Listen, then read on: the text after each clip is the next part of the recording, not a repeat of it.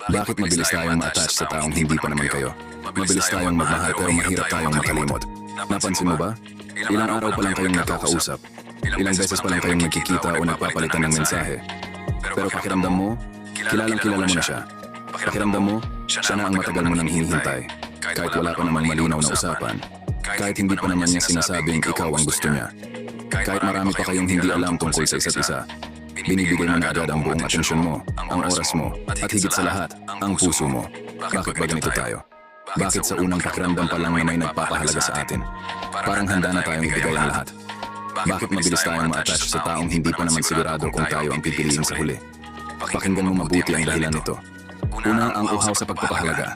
Kadalasan, hindi naman talaga siya ang pinakamaganda o pinakamabait sa lahat ng nakilala mo. Siya lang ang unang nagparamdam sa iyo na mahalaga ka. Dahil matagal ka nang nag-iisa. Dahil matagal mo nang hindi nararamdaman na may nag-aabang sa iyo. May nagtatanong kung kumusta ka o may nasasabik sa presensya mo. Kaya sa unang liwanag na dumating sa dilim mo, akala mo na agad araw na. Akala mo na agad iyon na ang pagbabago. Nakakalimutan natin ang isang mahalagang bagay. Ang pagpaparamdam ng atensyon ay hindi pa pagmamahal. Ito ay pansamantalang pagpapagaan lang sa lungkot na matagal mo nang dinadala. Dahil gutom tayo sa pagmamahal, kumakain tayo ng kahit anong inaalok. Kahit hindi pa natin sigurado kung ito ay makakabusog o lalo lang magpapasakit sa atin. Pangalawa, ang pagbubuo ng sariling kwento. Minamahal natin ang inaasahan natin.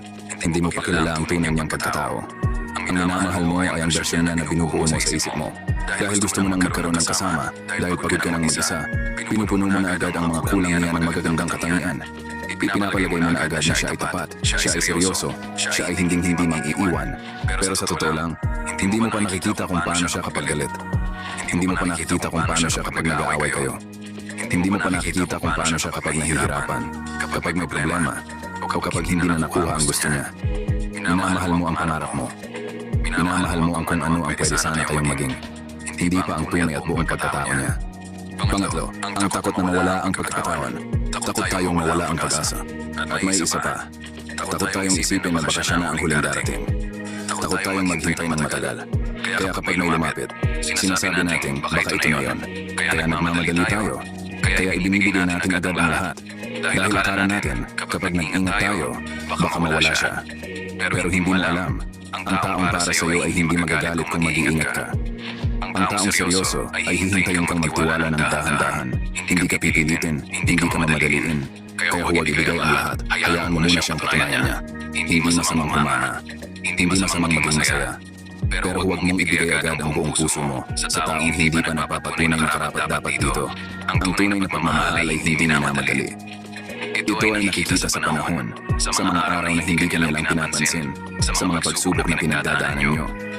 Huwag kang magpadala sa ganda ng simula. Tingnan mo hanggang dulo, siya pa rin ang mananatili.